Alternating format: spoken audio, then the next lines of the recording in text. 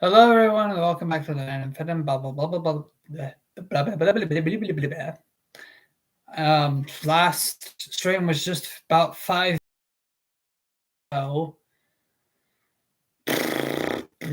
Again, the things decided to just die. That's why I talked about that, because things decided to die often here on this channel. No, I will not be deleting that video. Dang it. I'm just it I mean stream or whatever, it's fine. It's fine. It's fine. I don't know why things just die on me or whatever. It's just they do. They just oh hey stream fade away, fade black. Anyways, let's finish what we were trying to pick up. So anyways. Well, it's a good thing you called 911. This is definitely a hair emergency. An hour and a half later, Sarah was back to having brown hair, now with a few inches shorter because the stylist had to cut off the damaged ends. Well, Mom said, once they were in the car on the way home, that was a big chunk of my paycheck. I probably should have just let you go to school with green hair. It would have served you right. Sarah returned to school not in a blaze of platinum blonde glory, but as her usual mousy brown self. Still, when lunchtime rolled around, she resolved that, even without blonde hair, she wasn't going to sit at the loser table. She served herself from the salad bar and walked right past where Abby was sitting. She didn't need Abby to criticize her today. Formed in her stomach as she approached the beautiful's table. They must have decided today was jeans day because they were all wearing cute skinny jeans with fitted jewel colored tops and matching slip-on canvas shoes. Sarah sat down at the opposite end of the table, far enough away that she didn't seem to be intruding, but close enough that they could include her if they wanted. She waited a few minutes, expecting one of them to tell her to go away, but nobody did. She was relieved and hopeful, but then she realized that none of them even seemed to see her. They just kept on running with the conversation like she was invisible. She did not say that. Oh, she did. No! Yes. And then what did she say? Sarah pushed her salad around her plate and tried to follow the conversation, but she had no idea who they were talking about, and she certainly wasn't going to ask them. Probably they wouldn't even hear her if she said something. If they couldn't see her, they probably couldn't hear her either. She felt like a ghost.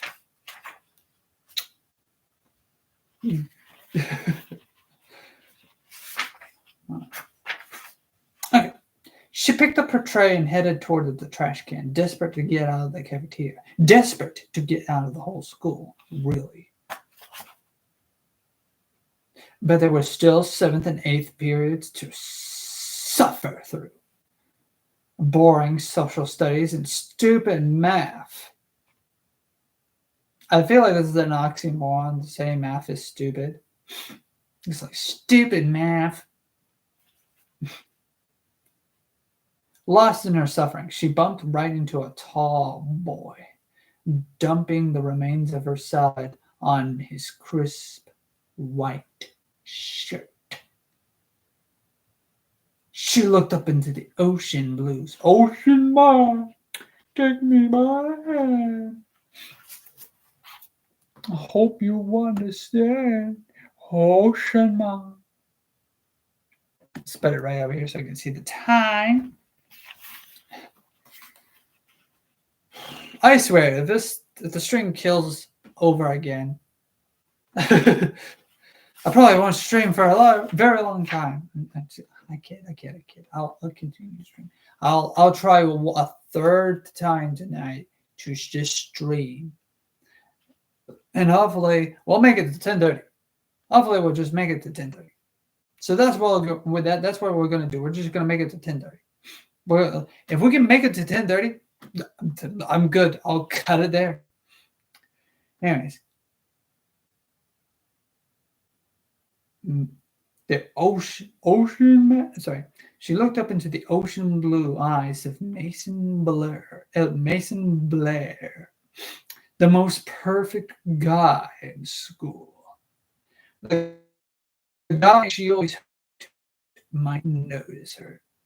Hey, watch where you're going, he said, picking a cucumber slice off his expensive designer's shirt. Pick up where you're going, he said. Oh, sorry.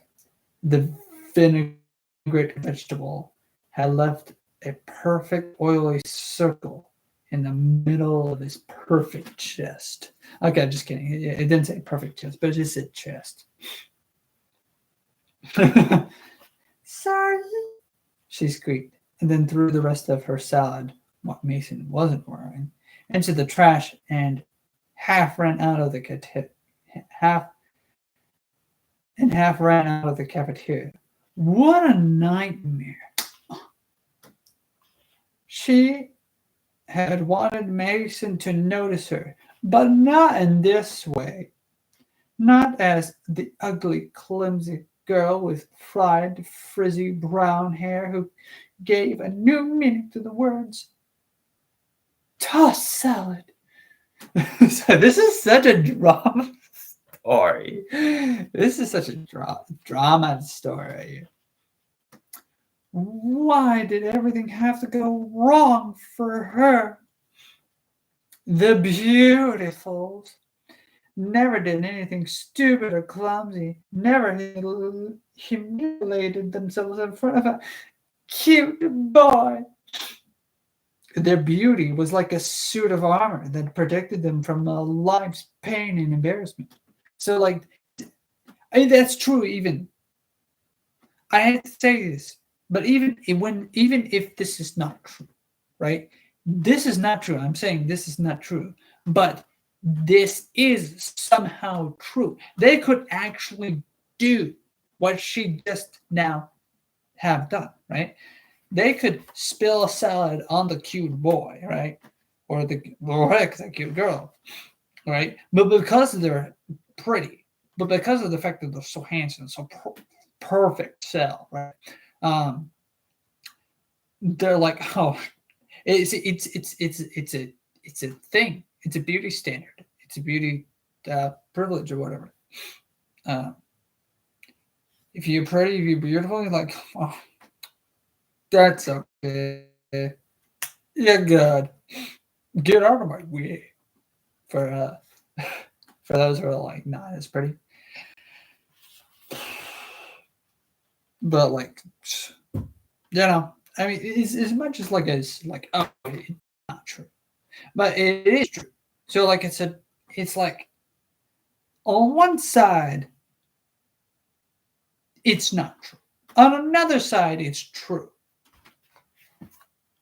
So yeah, just checking. Everything is excellent. Okay, so my connection is excellent. The time is excellent. Something's gone.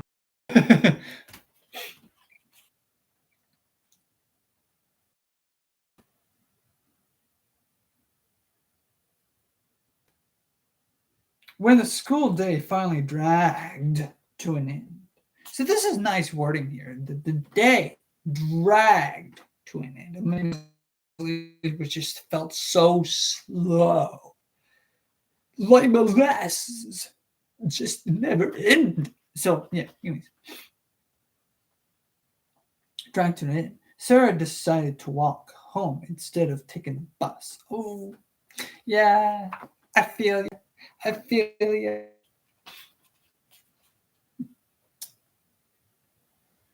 Given how her day had been, she didn't feel like she should take the risk of being with a big group of kids again. It would just be inviting disaster. She walked alone, telling herself she might as well get used to solitude. She was always going to be alone. She passed the brown cow, the ice cream stand where the beautifuls went with their boyfriends after school, laughing as they sat together at picnic tables, sharing milkshakes or sundaes. They should have malts. Malts are very good. They should probably taste some. Just saying, a malt is very rich. I've had one. I haven't had one in a while, so I probably should have one sometime in my life. The next time I go to what is it called? The Groove Bar, I think. It has great burgers there. Best sandwiches there. Okay. I haven't had any other foods or drinks or whatever. I haven't. There are some beverages there that are a little more adult than me, right? I'm 20, 26, and I'm about to be 27 this month. But like I'm 26 years old, but like that's a little. I don't know. This is beer and rum and all the other stuff. I don't think I would. I'm not. I'm not. That's. I'm not like. I'm not there yet. I'm not adult enough for that kind of for those kind of drinks.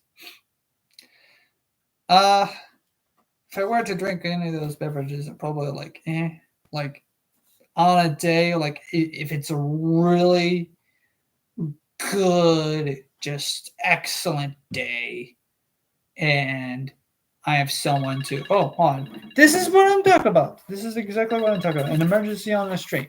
I'll keep the stream going. So I'll be back. By the way, this is an important call. This is an important call. This is an important call. Yes.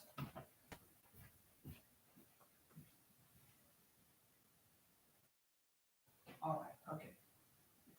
Bye bye.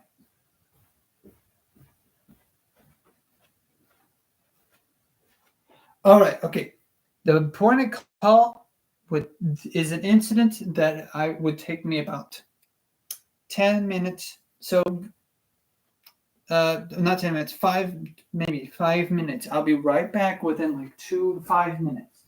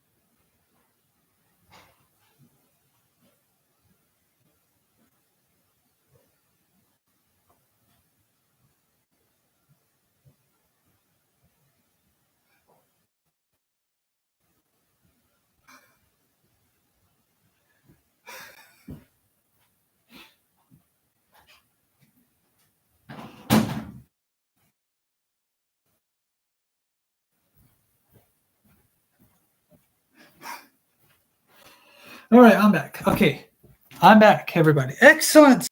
Still here. The stream is still here. Let me. It's still here, everybody. Okay, we're still here. That's good. That's excellent. Okay, I lost time not reading. That's the bad part. So we're gonna have to speed read, kind of sort of. Done. Okay, we're gonna have to speed read things along here. Okay. So yeah. Okay.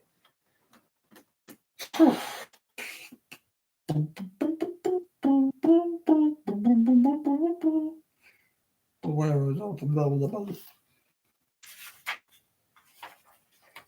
Mouths. Oh yes, embarrassment, life, pain.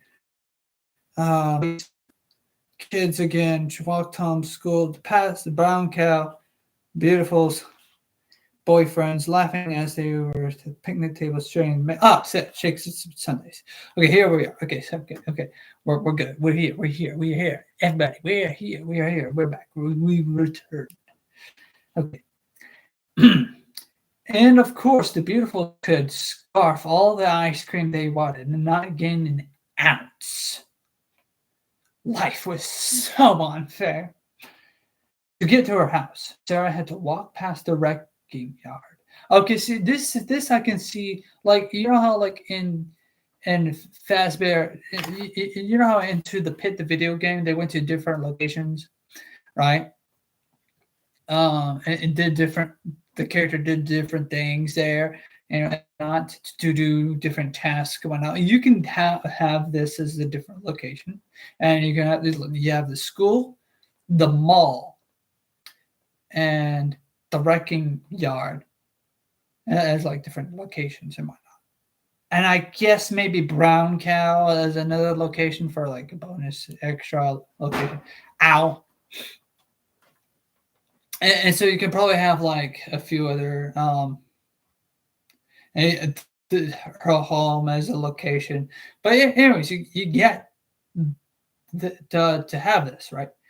So this tells me, okay, so I really want to theorize now, because now I want to theorize about the previous video game and what the next, and it's not just lore from the previous video game, what is confirmed, but also what the what this story might, like rereading the books, right? When you reread the books with the knowledge, or this not the books with the story, if you reread these stories with the knowledge from what we've gathered from the video game versions, right? And even though that they tell a different story, like if you kind of do like headset of like, oh, this location actually did this, and I'm like, right, I was right about my theory about the mill shoes and whatnot. So yeah, anyways. Well, of course, the video game is, anyway. I'll talk about that later. Blah blah blah blah blah blah blah blah blah. Talk about that later. Okay. Anyways, life was so unfair. To get to her house, Sarah had to walk past the wrecking yard. It was an ugly expanse of dirt, filled with the destroyed corpses of cars. There were smashed in pickup trucks. Let me check to see everything's all right. Let me check. Something's bad's gonna happen. I can just feel it. I just can feel that something's bad's gonna happen. I can just feel it. Can you feel it? Anyways, okay. Destroyed cars. Destroyed corpses of cars. They were smashed in pickup trucks, squashed SUVs, and vehicles that had been reduced to nothing more than rusted heaps of junk. She was sure that none of the beautifuls had to pass a place so hideous on their way home. Okay, of all the things, really? Come on.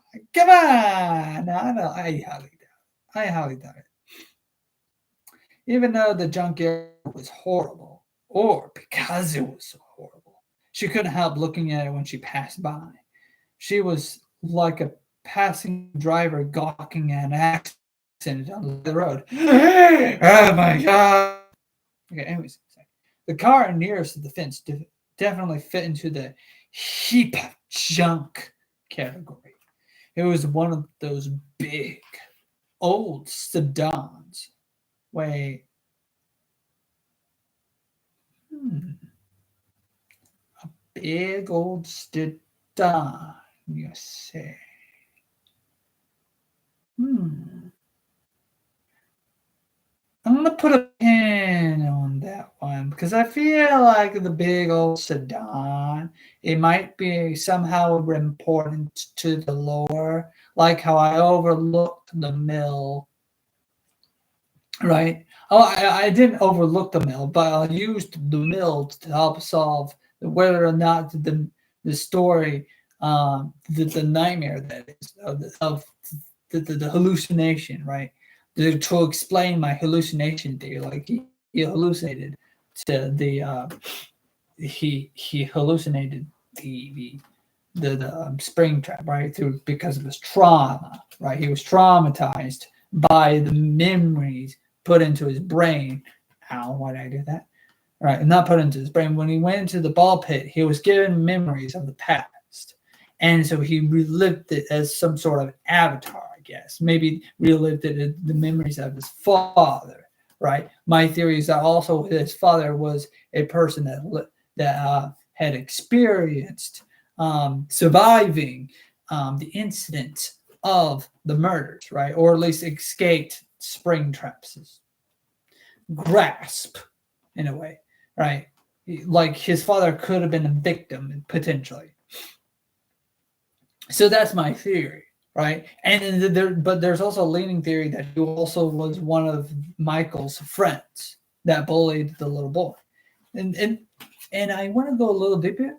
With that, like he saw an image of like the photograph of one of Michael's best friends that bullied uh, Dave's Dave, and also caused Dave to be um, when it came to his son's death, the grandchild, aka Dave, right? Uh, he probably looked at the photograph and was like, "Wait a second, this guy is one of Michael's friends, and he's having a happy life." And then he looked angry. He looked extremely angry to recognize one of Michael's friends. So yeah, there's that. There's that. It's a leading theory. I like game theory, but I also like my theory as well that that Springtrap wasn't real, or at least when he visited this world, it was actually just leftover trauma from him time traveling into the ball pit when he didn't actually time travel. In my opinion, I believe that there is something supernatural that's happening in the ball pit, but I don't think it's like I don't think it's time travel per se. I don't like. I know that they go into the. I know that Scott says like he was a huge fan of like stuff outside of it, but like with science fiction, horror, or whatnot, with horror and whatnot, there's always some sort of important. There's always some sort of explanation, like oh, this is how the killer did it. Oh, this is how this happened, right? There's always some sort of explanation. And I like that. I like to find the logical conclusions. Yes, there's something that some sort of supernatural thing happened occurred in that story. But I don't think super time travel.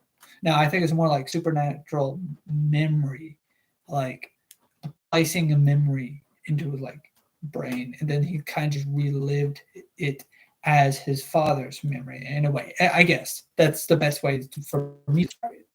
Anyways, but the sedan here, I remember that there was a specific shape of not a specific shape of the car, but like this sedan could be a very important detail. Like it could be William Afton's car.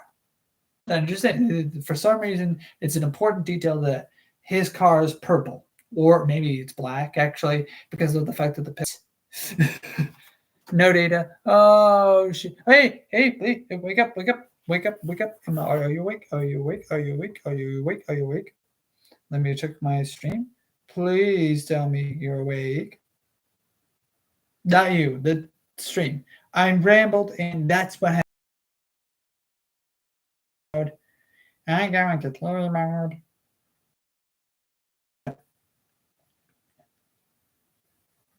Hey, come on.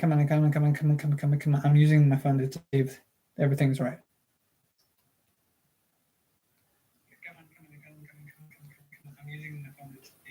Okay. It's good. Okay. If you heard that, that's good. Okay, I heard that. Okay, good. We're here. Excellent. Let's continue reading. Okay, we'll go into theory mode in a different video on a brighter, beautiful day. I might have to do this in more in the mornings. I keep trying to do this in the morning, but like I just don't have time. Or when I do have time, I'm just not motivated or emotionally like ready, I guess, or I'm not set up. The mindset, it's all about mindset when you set things up, and that not just it, also that part of me is like, okay, I'm gonna be lazy. All right, I'm doing something, doing something else, and I'm prioritizing something else or something, blah blah blah. But sometimes I say in the morning, but like daylight, sometime between morning, noon, evening, right? Not between now, this evening, right? Between when it's dark. But anyways, I should do this when I have like. I should probably do this. Yeah, I should probably do this when I just have time, right?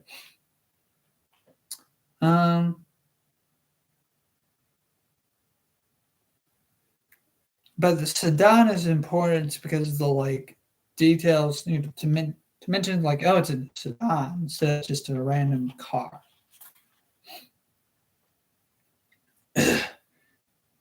It was one of those big old sedans that only very elderly people still drove. Still and see, this is important detail because back then, back or at least like say this was happening nowadays, people driving a sedan nowadays would be considered like, oh, this old person's driving a sedan.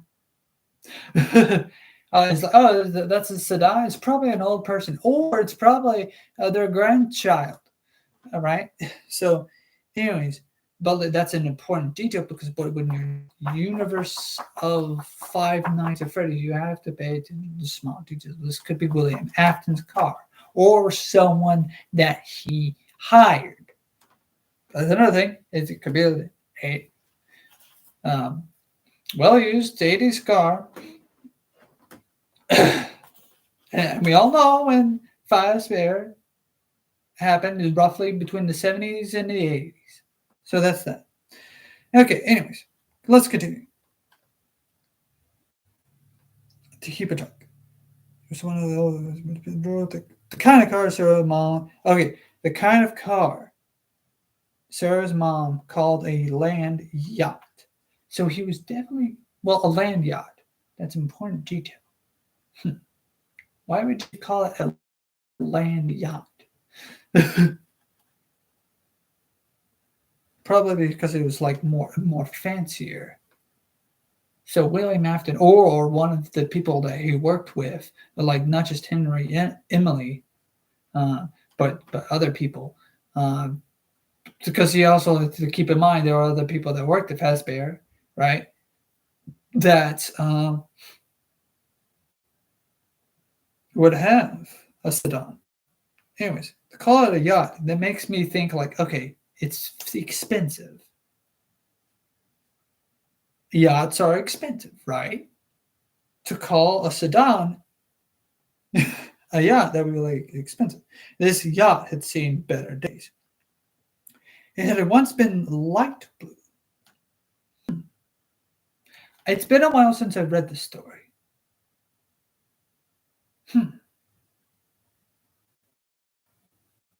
Interesting. It had once been light, so I could be wrong about it being a purple car. I know I am wrong. Not could be. I am. It had once been blue, but now it was mostly rusty, orange brown. So again, it could still be someone who used to work at Fazbear, just not William Afton. Anyways, in some places, the rust had eaten all the way through the metal, and the car's body was so battered it looked like it had been attacked by an angry mob wielding baseball bats.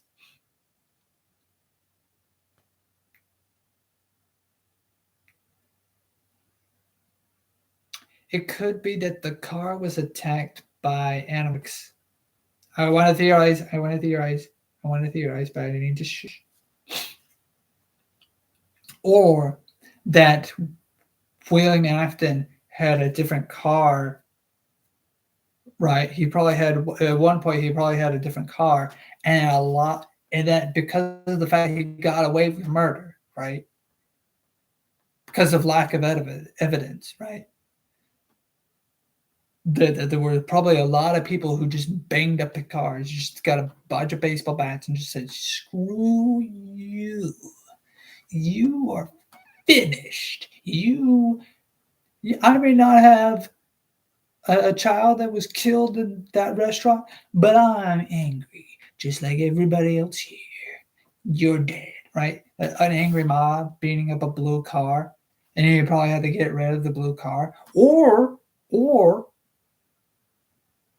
the angry mob attacked his partner, Emily. I can't pronounce. Why would you have a last name Emily, Mr. Emily? Yeah. Anyways, they attacked his friend, right? Because association. Oh, you associate this horrible, allow this horrible person to kill kids. I'm gonna beat the crap out of your car. I'm gonna beat it up till it's a bloody pulp. Bloody pulp.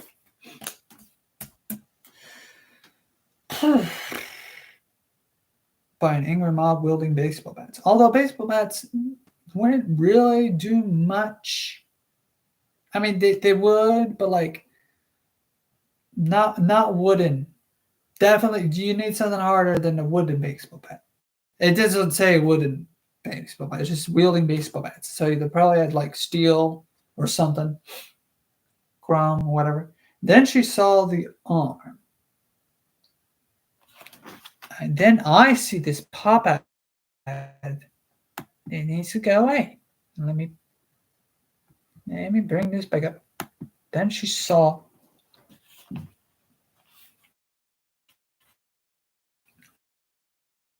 I have to keep in mind, like, not character. Probably he's probably not the only person who killed people at the restaurant.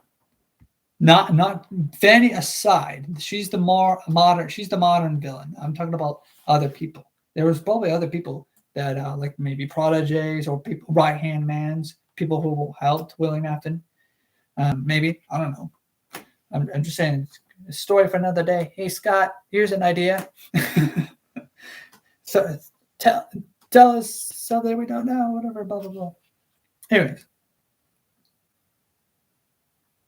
throw a curveball at us. Tell us that there was another person that helped them out. There probably was. I'm just saying. That would be interesting if there was someone else that helped him. But like, I don't know. Maybe like he's like a red herring kind of character. Like he helped William Afton kill kids, but he didn't know he was killing kids. If that makes sense. Like he was an accessory to a crime. If that makes sense. That would be cool. Have someone as an accessory to a crime, not just hindering Emily. Just someone else who's like, oh, you need a screwdriver? Okay, here you go. Oh, you need this handsaw? Here you go. Oh, you need a gun? Here you go. Oh, you need a kitchen knife? Here you go. Oh, you need a rope? Here you go. Right? He just gives William Afton the weapons he needs. And he just doesn't know. He's because oblivious. Anyways. Then she saw the arm. A thin, delicate arm sticking out of the trunk of the car. Its little white hand with fingers just outstretched as if saying hello.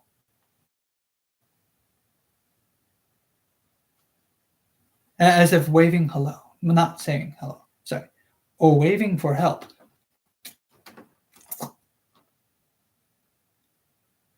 Kind of, there's like hello, and there's like waving just spastically.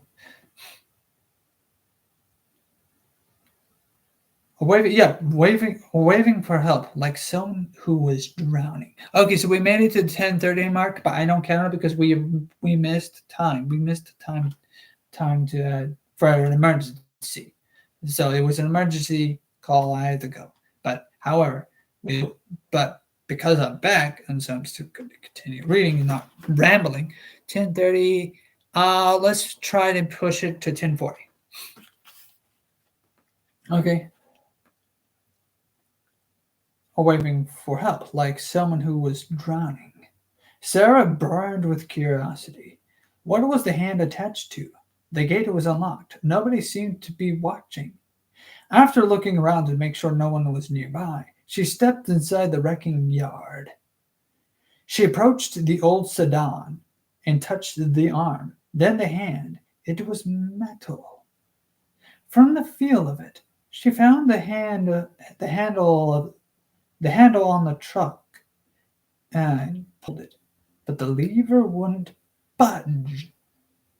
The car was so dented and battered that the truck wouldn't open and close properly anymore. Or maybe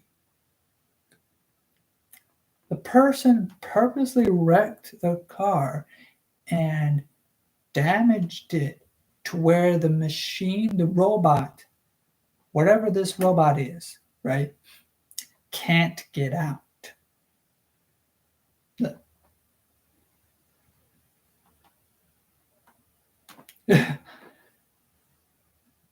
They purposely trapped this character in this car.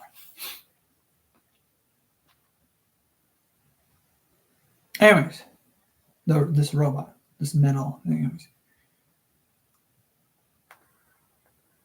the car was so dead in the better the trunk wouldn't open and close properly anymore. Sarah thought of the story a teacher had read to her class once in elementary school about King Arthur pulling the sword from a stone when nobody else could. Excuse me? No, I don't care. Could she pull this doll or whatever it was from this wrecked vehicle? She looked around until she found a strong, flat piece of metal that could maybe work as a substitute crowbar.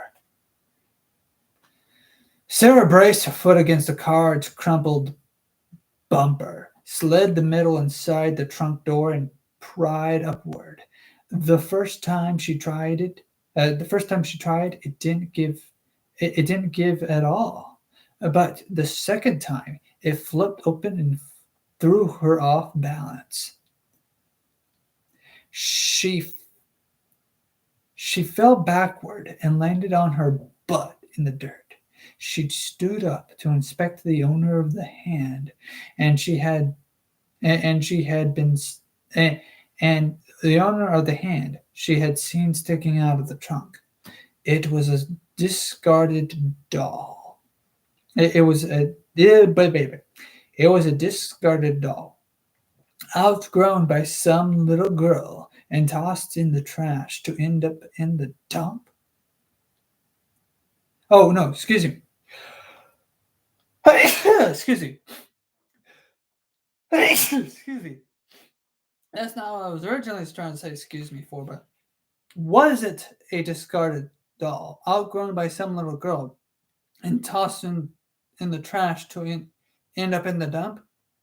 The thought made Sarah sad. Sarah pulled the doll from the trunk and stood it up on its feet. Though once she looked at it, she wasn't sure doll was the right word to describe it. You see, to avoid disastrous moments from happening, right? The fallacy, let's call it a fallacy here. It used to be called a word of wisdom, right? One man's trash is another man's treasure. But in this case,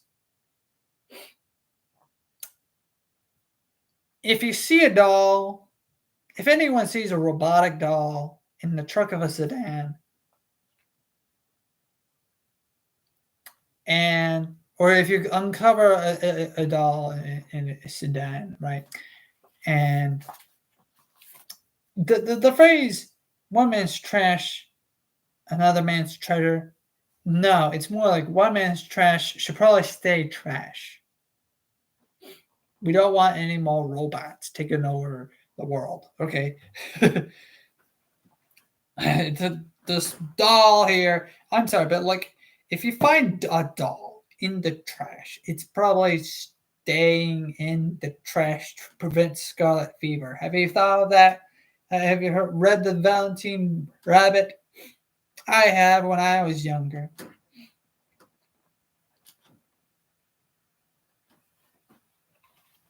Okay, yet it needs to be thrown away, burned, gone. Dolls are where you draw the line with the one man's trash, another man's treasure. Okay, that's where you draw the line.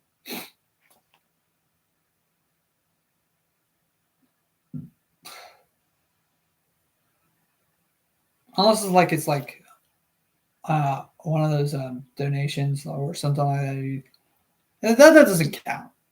If like Goodwill, if you're giving up a doll for Goodwill, then that's not trash. That's a different story. But if you find one in the junkyard, leave it. The story over. The end. She did. She went home. She said, forget about it. It's just a doll. Anyways,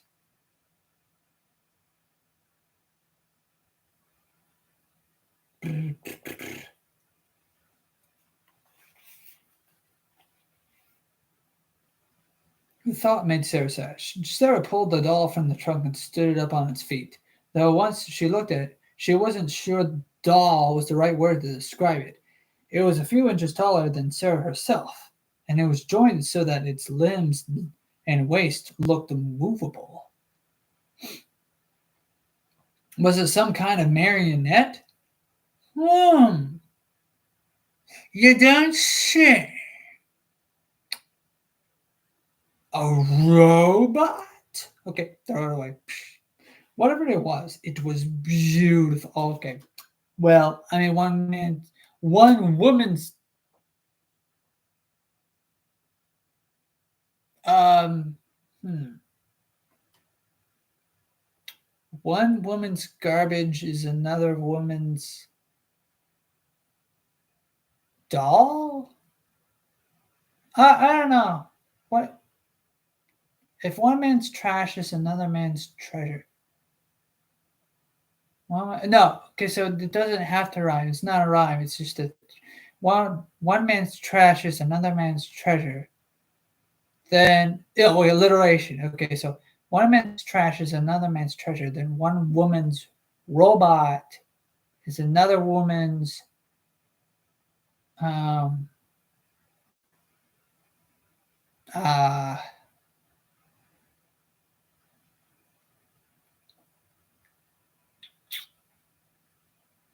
one woman's. What do women have? Do women have trash at all?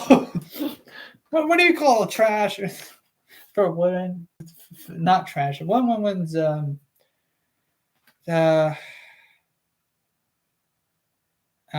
woman's garbage is another woman's groceries. There, I don't know. Yeah, with men it's like trash treasure, right? It kind of sort of alliterates. Both start with the T. Throw it out there. With women, what do women do? One woman's garbage is another woman's gorgeous garbage um, gown. No, my mind's blank. Anyways, why am I thinking about that? Why am I thinking about the differences there? Whatever it was beautiful. It had wide, green, long lashed eyelashes, pink cupid bow lips, and pink circles on its cheeks. Its face was painted like a clown's, but a pretty clown. Its red hair was pulled up into twin pigtails on top of its head, and its body was sleek and silver, with a long neck, a tiny waist, and a rounded bust and hips. Its legs and arms were long, slender, and elegant. It looked like a robotic version of the gorgeous supermodels who pictures hung on the walls of Sarah's. Oh, was that the connection? Did the connection die? Or it was just a light flickering, yeah, flickering. Everything's all right. Oh, good. Okay, good. Okay, we're gonna continue. Oh, 10:44. Okay, we can continue. We can continue. Let's go. Let's keep going. We got this. We'll get to a stopping point. How about that? Oh dear, where is the stopping point? Is there a stopping point? We'll stop somewhere. It looked like a robot. Okay, the robotic version of the gorgeous supermodels whose pictures hung on the walls of Sarah's room. Okay, so we're gonna get to a stopping point so that my connection doesn't end it for me right here. Where did it come from? Where did it go? Who knows? Play the old man. Ding. Okay, so where did it come from? And why would someone want to get rid of such a beautiful, perfect object? Well, if whoever put this thing in the dump didn't want it, then Sarah did. She picked it up. She picked up the girl-shaped robot and found it surprisingly light. She carried it sideways, her arm around its delicate waist. At home, in her room, Sarah set the girl robot down on the floor. It was a little tarnished. Foul tarnished. Sorry. It was a little tarnished and dusty, as if it had been in the trash heap for a while. Sarah went to the kitchen and got a rag and a bottle of cleaner that was supposed to be safe from metal surfaces. She sprayed and wiped the front of the robot inch by inch from head to toe. The shininess made it even more beautiful. As Sarah got behind the robot to clean the other side, she noticed an on-off switch on the small of its back. After she finished wiping it down, she turned the switch position to on. Okay, I'm not going to end it here, but I do want to say she could be she could take trash, I guess, clean it up, repurpose it. Well, she could be one of those people. She could just do that as a living. Just take trash, clean it up a bit, polish it, see if it works, slap it together, smack it, turn it on, see how it works, see what doesn't work. She could be that. She could do that. To go to the dump and get something. So I don't know. That could be her career. She could probably become a mechanic if she wanted to be. I've heard a lot of people like mechanic girls. I don't know why. Mechanic girls. Mechanic girls. It's basically like the stereotype of a mechanic guy, but girl. So yeah, there's beauty and ugly. Just saying. To be beautiful is subjective. Nothing. Position to on. Nothing happened. Sarah turned away, slightly disappointed. The robot was still cool to have, though, even if it didn't do anything. But then a rattling sound made Sarah turn back around. The robot was shaking all over.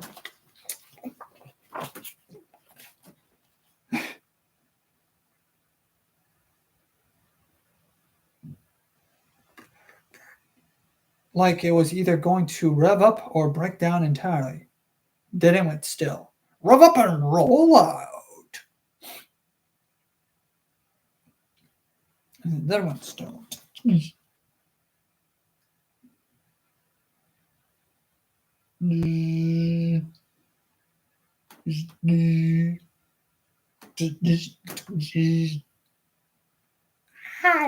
Okay, anyways. Then it would still. Sarah resigned herself once, resigned herself once more to the idea that the robot wasn't going to do anything until it did.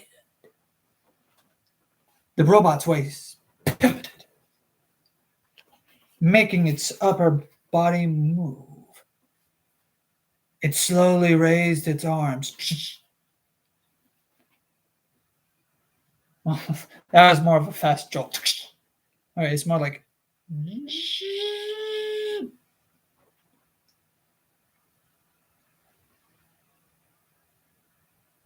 slowly raised its arms and put them down, and then put them down. Okay, anyways.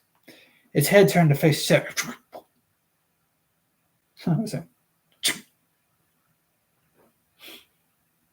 Seeming to look at her with its big green eyes. Seeming to look at her with its big green eyes. Okay, make this a video game.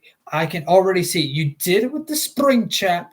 You did it with spring trap or whatever. William Afton, right?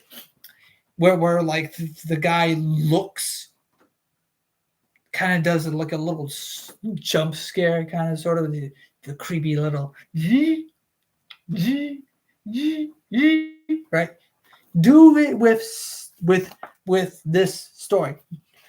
To be beautiful, you'll get money. Just saying, you'll get money. Just have a similar fetch quest idea, and then like have, I guess, something else trying to kill Sarah or something like some sort of like nightmare scenario. Like I guess while she's asleep, right? Have it like kind of like a cutesy game, but then there's like, oh, there's a secret creepy crawling feeling, right? Like it's one of those cutesy games, right? And then it's like it's still 8-bit, right? It's still like that like retro 8-bit game, right? Do that. Have the character do things, right? Let me take a not drip.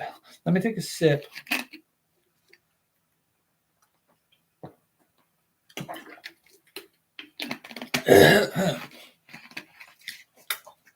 That would be awesome. I can almost see this as an 8-bit video game, but it's also like kind of like it has like a Doki Doki Literature Club vibe to it, I guess. Is what I'm trying to say. I don't know how you're gonna have like the character trying how I don't know how you're gonna have like some sort of character being chased or whatnot, the feeling of being chased around and whatnot, or the threat of being killed into this type of story. You may have changed things around in order for that to work. But I guess what you could do is like have like I don't know. There's some ideas, but I'm not a game developer. I don't know. Just kind of just make it eerie. Eerie, that's the term. Like some sort of eerie, like kind of like game. Like it won't be as scary. Granted, it probably won't be as scary or eerie. Sorry, it probably won't be as eerie as as Into the Pit, right? Being chased and whatnot. But you could still make this into some sort of like video game. Like it'd be kind of cute and it has this false facade of like, oh, putting makeup on, right? Kind of that sort of like simulator in a way. Replacing body parts, whatnot. Cutting your hair, cutting ears off, kind of sort of that kind of eeriness. The dark, gritty kind of thing.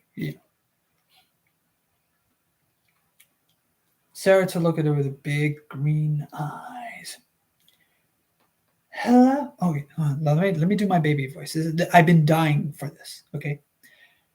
Hello, friend, it said in a slightly metallic sounding version of a young girl's voice. My name is Eleanor.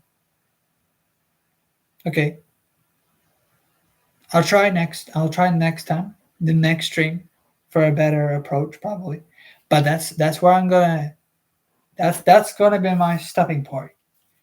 Let me try that again. Hello, hello, friend. It said in a slightly metallic version of a young girl's voice. My name is Eleanor.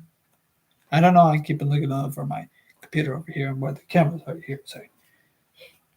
My name is Eleanor. All right. Okay, so that'd be a nice stopping point right there. I'll probably try a different approach next week, but we're gonna leave it right there. Okay, so there we go. That's the stream. That's all. Okay, that's all we got. Again, the what I said in the last stream was that we're gonna do this for the next episode. So tomorrow I'll make the episode and whatnot. Blah blah blah blah blah. All right. Okay, so there's that. Done. All good. Bye bye. See ya. Leave, like, subscribe, all that other jazz. Blah blah blah blah blah. And until next time. Bye bye.